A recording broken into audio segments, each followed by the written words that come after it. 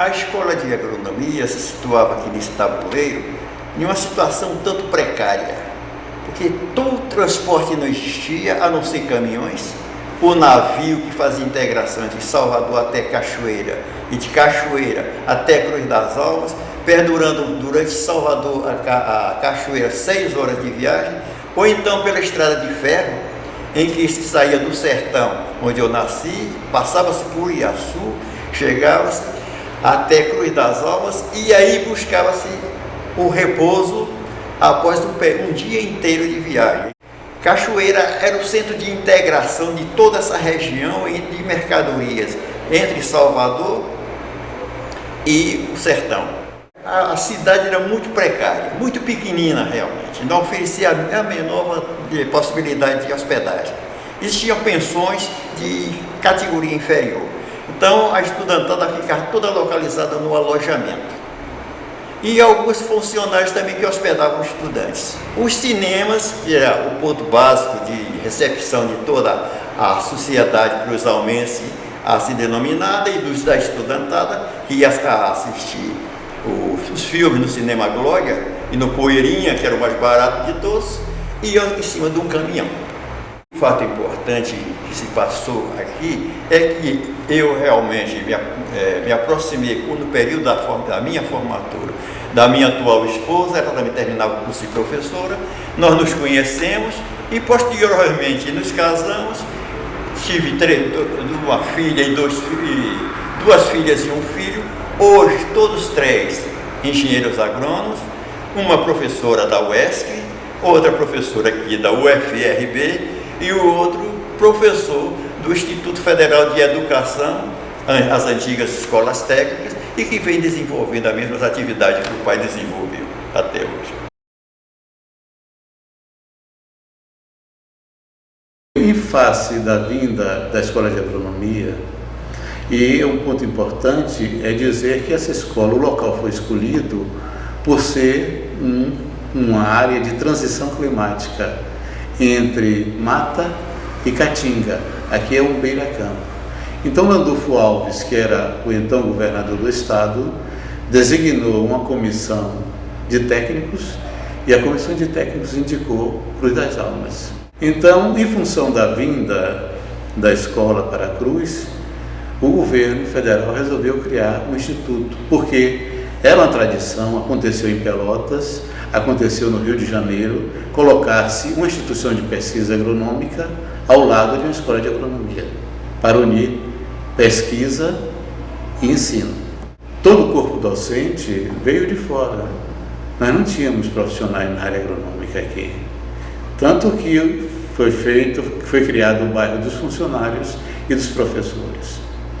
Então, deu um novo dinamismo à cidade. Do ponto de vista pessoal, foi o fato de ter participado como representante do Departamento de Fitotecnia na comissão responsável pela elaboração do projeto inicial de criação do curso de pós-graduação. Eu fui, então, os professores foram a Salvador e eu fui eleito pelos professores como o primeiro coordenador e fundador ou instalador do primeiro curso de pós-graduação na Escola de Agronomia. E também é importante ressaltar que, em função da Escola de Agronomia, foi criado o Colégio Alberto Torres, inicialmente particular, e foi seu diretor o saudoso professor Clodoaldo, um homem de uma visão muito grande para a educação e de um coração muito bom. Então ele propiciou a muitas pessoas mais pobres da cidade estudar.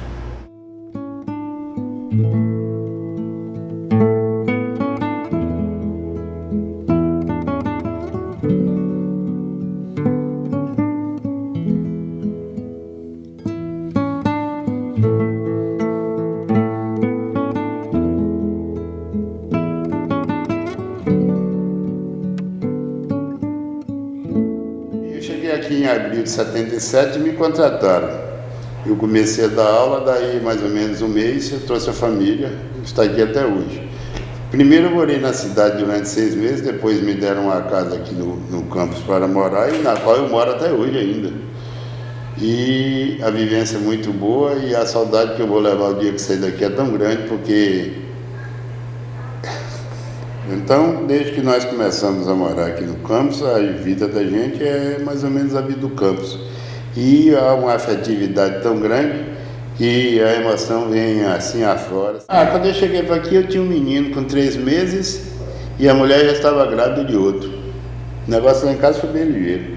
A outra nasceu aqui dentro da universidade, aqui no campus da universidade. E hoje um mora como em Santo Antônio e o outro mora em Salvador.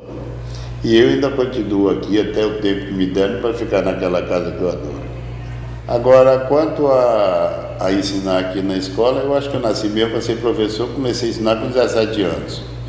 Fui para a extensão, assim que me sobrou uma vaga, eu vim embora e vou terminei, aposentei aqui como professor e ainda quero voltar a ensinar aqui mesmo, se me der a oportunidade.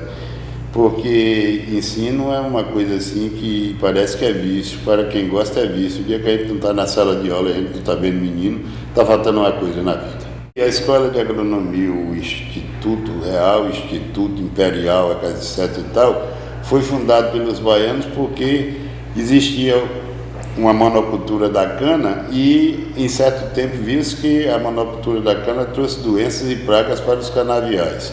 Então se resolveu fazer um instituto que cuidasse justamente dessa parte, para a cana-de-açúcar.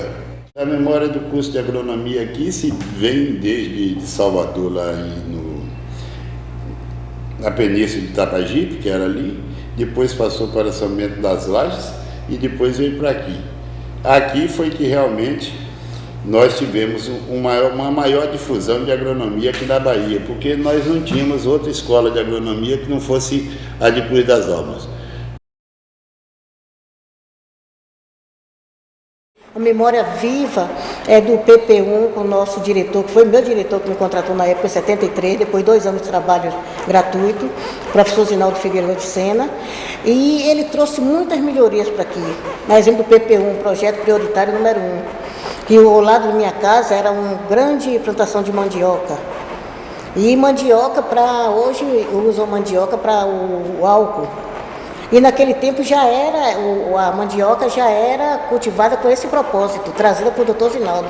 Os laboratórios, a Fundação Rockefeller, que era um projeto com americanos. Então toda uma história na universidade como secretária do colegiado de curso.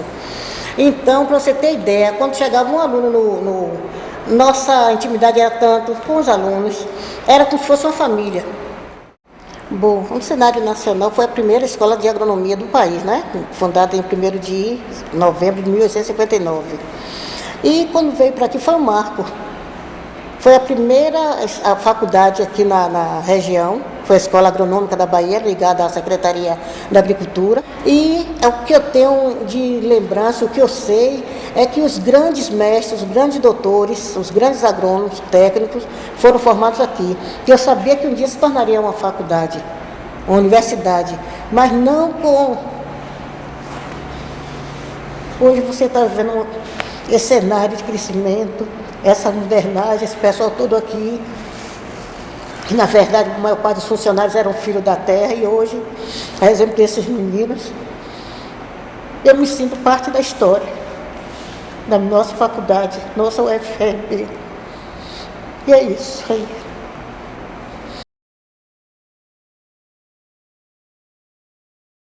O papel da Escola de Agronomia foi extremamente importante, que transcende talvez a influência simplesmente restrita ao município de Cruz das Almas e regiões circunvizinhas. Na verdade, foi uma instituição formadora de profissionais que se espalharam por diferentes instituições, a CEPLAC, né, a Ematerba na época, o IBF. Outro fato também importante foi o advento do convênio entre a Fundação Rockefeller e a Universidade Federal da Bahia, proporcionando o investimento no que concerne à Escola de Agronomia, na edificação de um campo experimental com recursos hídricos e insumos onde possibilitou o desenvolvimento de pesquisas e aulas práticas, e esse campo foi estabelecido muito perto aqui dos prédios principais, que os alunos iam para a aula a pé, sem necessitar de transportes para locomoção. O movimento estudantil da época posicionou-se contrário à ideia de ser ajudado pelo dinheiro americano, porque achava que o dinheiro americano nós poderíamos desenvolver nossas atividades independente da ligação, eventualmente, que existisse com o imperialismo americano. Então, esse era o pensamento que vingava. Isso aí trouxe realmente conflitos internos que marcou uma certa época. Nessa minha última fase da existência como professor, antes de minha aposentadoria, um fato que foi importantíssimo, lembrei-me agora, foi o advento dessa nova universidade, da Universidade Federal do Recôncavo da Bahia. Nos dias da vinda do presidente da República, eu olhei e comentei com um colega meu, Geraldo, historicamente é como se voltasse a importância da Escola de Agronomia na época, como contribuição para a comunidade, em uma escala ampliada. O estudante aqui é o seguinte, ele não tinha para onde sair. Geralmente, os estudantes chegavam aqui em março, retornavam aos seus lares em junho, voltavam em julho e em novembro para casa, não tinha para onde sair. Só existiam 3 carros aqui de estudantes, um de Tapetinga e 2 de Ilhéus. O resto aqui tinha que andar de carroça. Muitos casamentos saíram daqui, do verdadeiro trote, porque as meninas ficavam desfilando, os rapazes também, e o veterano dizia: vale, calouro, se você não cantar aquela menina, você está lascado comigo no trote. Era mais ou menos assim o termo, lascado. Quer dizer, o cara estava palido praticamente nas suas aulas. A Semana do Fazendeiro era destinada justamente aos agricultores e filhos de agricultores de toda a região, além das exposições de empresas, as grandes empresas vinham para aqui, se deslocavam para aqui para mostrar seu maquinário, que existia de melhor e mais bonito, quer dizer, e mais eficiente na agricultura. Hoje eu tenho 3 filhos agrônomos, né? Tenho uma filha musicoterapeuta, fruto daqui, dessa escola de agronomia, e se me perguntassem se eu quisesse, minha profissão, qual seria? Diria agronomia na mente. Fiz parte também da equipe do projeto produtivo, projeto Mandioca, um projeto que, para vocês terem uma ideia, nós somos a Colômbia, quer dizer, o Brasil inteiro, a Colômbia, o governo da Colômbia, o CIAT, ofereceu 20 vagas para professores do Brasil inteiro se deslocarem ao Centro Internacional de Agricultura Tropical para passarem um mês estudando e fazendo palestras sobre o cultivo da mandioca. E, para vocês terem uma ideia, saíram daqui da escola 15 professores, 5 foram para o resto do Brasil. Você vê que equipe espetacular que trabalhava com esse projeto Mandioca.